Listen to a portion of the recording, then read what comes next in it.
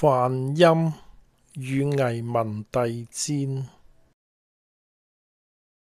正月8日，壬寅，領主簿梵音，死罪死罪。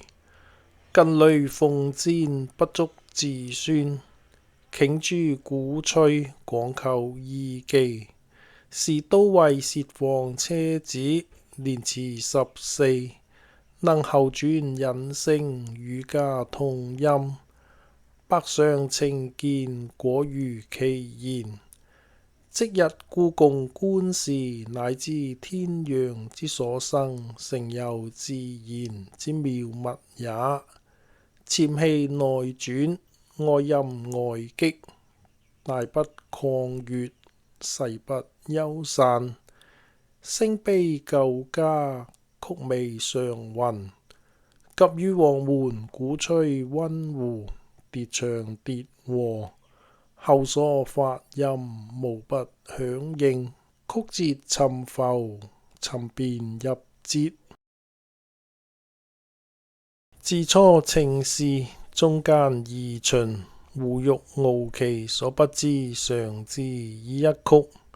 巧揭異詭，記而不能。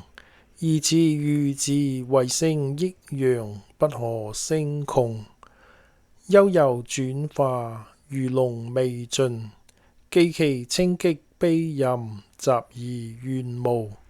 詠北狄之下精，奏胡麻之長絲。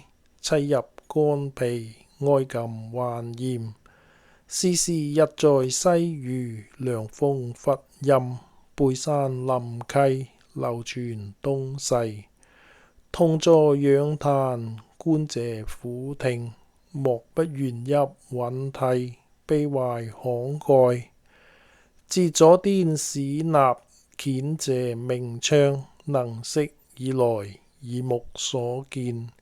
纖約詭異，未知聞也。竊為聖體，兼愛好奇。時宜殷顫，先白委曲。復想餘文，必含餘歡。既是促軋，旋是光陳。如沐偕庭，與聽思調。宴喜之樂，過亦無量。音死罪死罪。